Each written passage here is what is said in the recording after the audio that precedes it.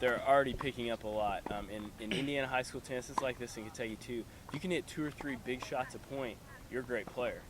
You're a great player right there. The big difference in college is, and one of my mentors, the coach of Vincent's, he always said this, he's in the College Tennis Hall of Fame, you've got to hit 4 to 7 shots in college tennis just to get the point started. Then when you get your opportunity, then you hit the 2 or 3 big shots that you can hit.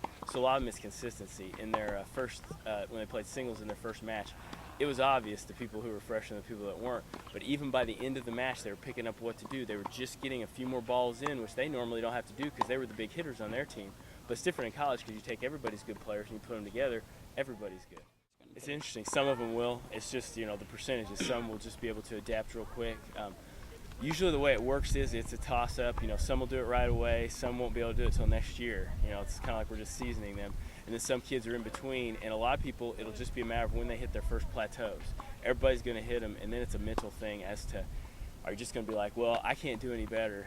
Or are you going to think, well, what's not working for me? Maybe I should work on my backhand some besides what I'm doing in practice to improve it that way. Because the time we have is limited, so we focus on things, but it's not like a private lesson like probably what they're used to. I wanted to get rid of the fear. A lot of them, they're scared. First few college matches, oh, these kids are so good. I want them to see that they're not any better than them. It's just a lot of it's just experience, and a lot of it's who feels good that day and who plays hard that day. It's a lot of stuff like that. The biggest thing for players in my program is the best kids I have that come through as 4-year players, they're not the most talented. They're usually the kids, a high correlation between who puts in the most time, and then second, who mentally learns that you still got to win even if it's not your best day.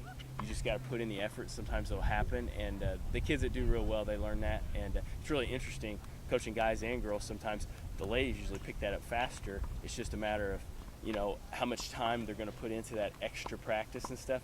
The guys, it's hard for them to figure it out, but then once they do, they'll do it. They want to win. So it's kind of interesting to see the two together. It definitely could. Ashley Bunch has been a leader since she's a freshman, and she's one of our seniors, and she leads by example. She's not most people who's real loud or anything. She just kind of tells it like it is, and she leads by example, and she's a good example because it's not just overwhelming talented. She's very talented. She's put the time in, but a lot of it's just go out there each day. We're kind of a blue-collar work ethic at our level in tennis, and she'll just go out and she'll put her best effort out each day, and if you do that time after time, you'll get the results you want. Women, I think they'll repeat in the conference. A lot of it depends on what the other schools bring in, obviously. If they've got some money, somebody can bring a few foreign girls in and could challenge them, but usually what happens is our girls are so good from top to bottom, so consistent that we don't win with our top 2 kids in either team.